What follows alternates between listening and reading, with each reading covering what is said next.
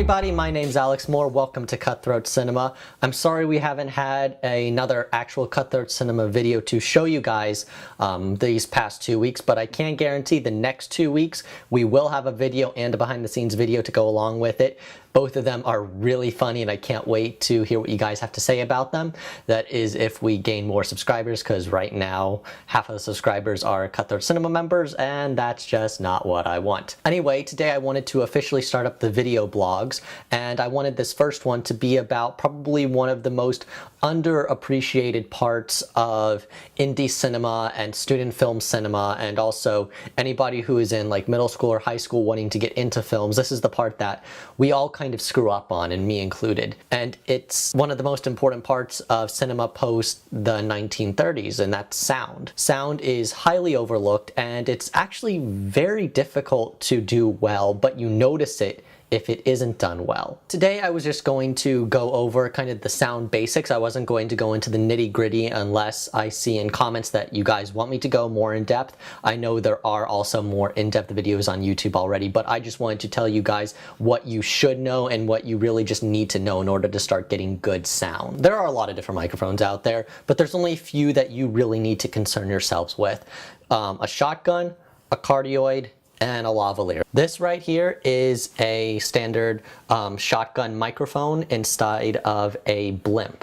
Well, on here you have a Rode microphone inside of 2 shock mounts. At the bottom you do have this XLR out, and this you'll typically plug directly into an external field recorder or mixer. This has much better preamps than the preamps in the camera, and I'm actually breaking my rule right now. I am recording this microphone, this lavalier microphone right now, directly into my Canon T3i that I'm using to film this, so this audio wouldn't be as clean as if I was recording into here. Shotgun microphones are fantastic directional microphones, and specifically for outdoor recording and indoor recording in rooms that aren't very reflective. They don't have a lot of noise bouncing off the walls. They have good acoustics.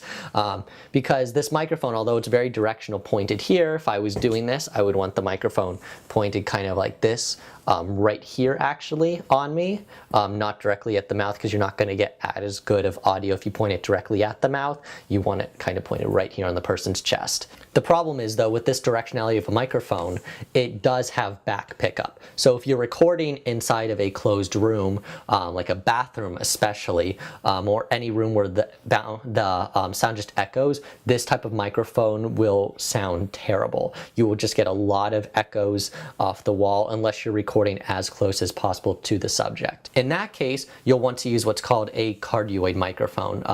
I actually don't have one to show you. If you look at this microphone down here that I'm putting in the corner, this is a Sennheiser microphone that if I had money right now I would be buying, and it's a very good cardioid microphone. And cardioid microphones are good for those internal environments where it's just echoey all around, and also if you're recording dialogue between multiple people inside, it's fantastic because you don't have to worry about pointing it as much. You still want to direct it at people, but you don't have to worry about getting it as lined up as something like this. Finally, the last microphone that you'll want to really concern yourselves with is a lavalier microphone. I'm actually wearing one for the first time in any of these videos. I just got it in. I'm wearing a Sennheiser EW112 G3 system right now. Most films and most TV shows run usually both a boom mic, whether it is a shotgun mic like this one, or you can also run the cardioid mic in here as well,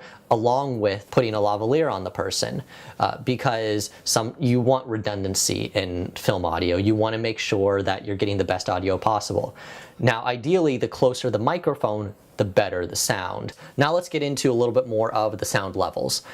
So if you look at something like this, you see we have 2 channel inputs at the bottom and then levels for both of those inputs on here. It is important that you are hitting specific marks both when you're recording and in post-production. So when you do final post-production mixing, you're going to want to hit in between -12 and -6 for yelling dialogue, -18 to -12 for just normal talking, and then Any whispers will be in between -30 to -18, and then below that, -48 to -30 is just going to be basic ambience. I didn't really touch on voiceover work, but for voiceover work, I use a Rode NT1A microphone. It is a cardioid microphone. It just works for post-production. Quick recap if you are still watching this video, which turned out to be longer than I actually wanted it to be. If you are outside and you need to record dialogue, use a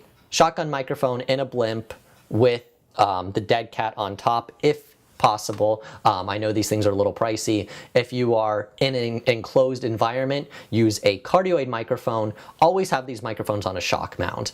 You don't want to have them off a shock mount. It will just sound terrible because any movements you will hear on the microphone, they're very sensitive. On top of that, if you need to do voiceover, use a cardioid microphone and make sure you have some sort of padded filter around the edges so you're not getting any reverberance from the rest of the room. If you have the ability to record into something like this or one of the Tascam recorders or even a mixer and then go into this depending on how many microphones you're running, and that will just allow you to have a better sound. If you have any more questions, feel free to leave comments below in this video. I am looking forward to posting these next set of Cutthroat videos that we're doing. Finally, don't forget to post your limit ideas at the bottom of this video so we can go ahead and give them a try.